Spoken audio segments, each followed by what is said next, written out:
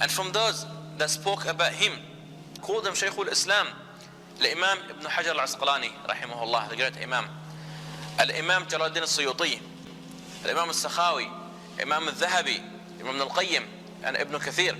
This person is glorifying Ibn Taymiyyah, mentioning the name of Imam Suyuti, but let's see what is written in the book named Qum ul-Mu'arid. Hadrat Imam Suyuti stated, Ibn Taymiyyah was arrogant and full of himself. It was his habit to represent himself as superior to everybody, to look down on the person whom he talked to, and to make fun of great scholars. Let's see other statement from Ali Sunnat Islamic scholars. Hadrat Ibn Hajar Asqalani, in his book Ad-Durr al-Kamina, stated, he, Ibn Taymiyyah, spoke ill of the great ones of the companions and said, it is haram to set out on a journey to visit the grave of the Messenger of Allahu Ta'ala. Hadrat Ali's iman was not valid because he was a child when he believed.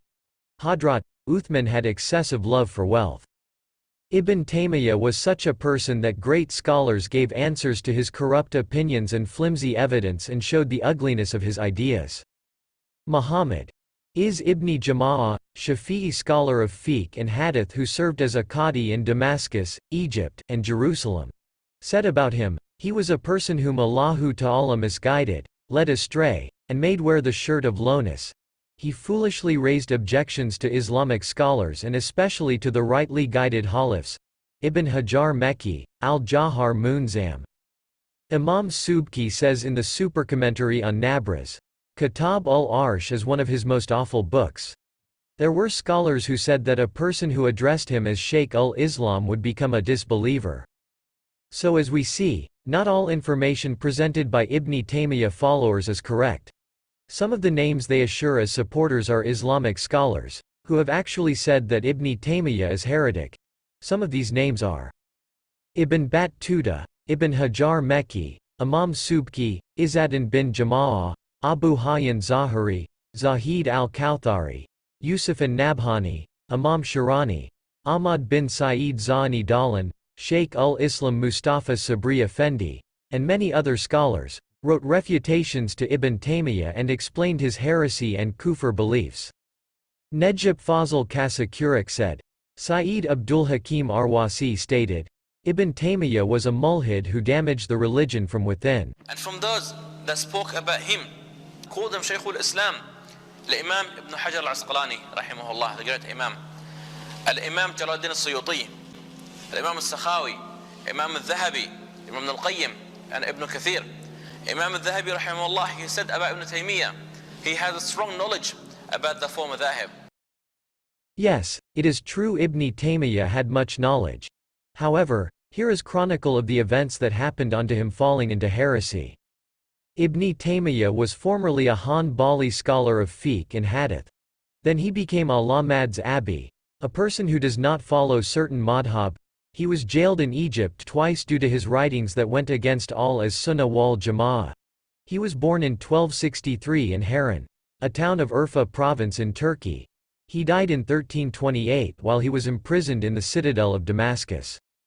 Ibn Taymiyyah could not appreciate the superiority of al-Sunnah wal Jama'ah scholars. He denied Tasawwuf, Sufism, and, therefore, deviated from al-Sunnah wal Jama'ah. His books are sources for opponents of the four mazhabs who call themselves Salafists. Opponents of the four madhabs praise him and address him as the master of restorers, mujaddids, of Islam. That Ibn Taymiyyah was unfortunate and misguided is written in the books, Sayf al-Jabbar, and Talimu Subiyan. The later was written in Persian. In the book, Tathir al-Fuad min Danis il-I'tiqad, written by Muhammad Bahit, who was a Hanafi scholar in Jami al-Azhar, it is proven with evidence that Ibn Taymiyyah lapsed into heresy. Other books proving the same conclusion are at Tawasuli bin Nabi wa bis Salihin, and Shawahid ul-Haq Jawahir ul-Bikar.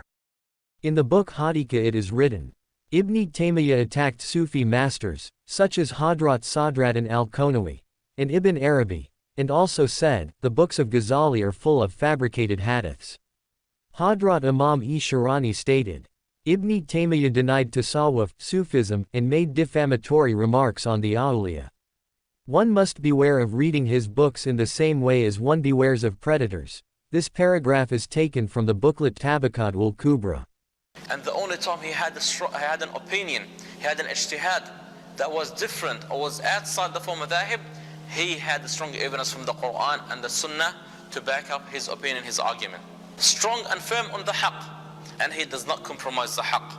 Always remembering Allah subhanahu wa ta'ala, you see him continuously uttering with the remembrance of Allah Almighty. Tahir Muhammad Sulayman in his book Zahiratul Faqih Kubra says, "The ideas of Ibn Taymiyyah are worthless. He was misguided himself, and he is misguiding Muslims.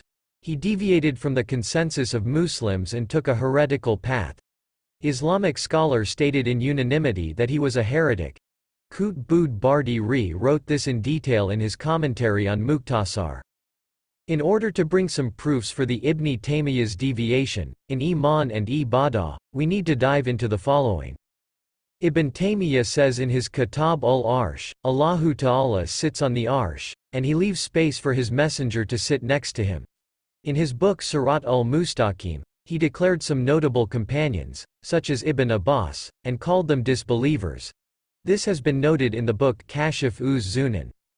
In his book Al-Abudiyat, he, Ibn Taymiyyah, says that making zikr of Allahu Ta'ala's name is innovation and heresy, and he made vicious slanders on Sufi masters.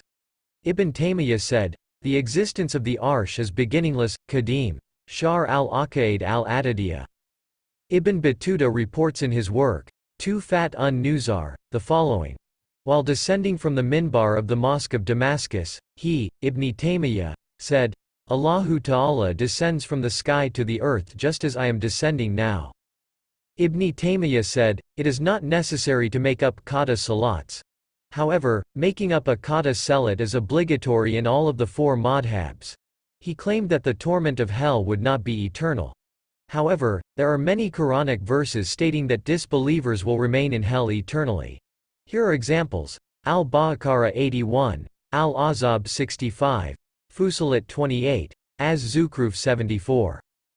Also, Ibn Taymiyyah by saying, Umar made a lot of mistakes. He objected to the Hadith-e Sharif that says, Allahu Ta'ala has put the true word on the tongue of Umar, he never makes a mistake.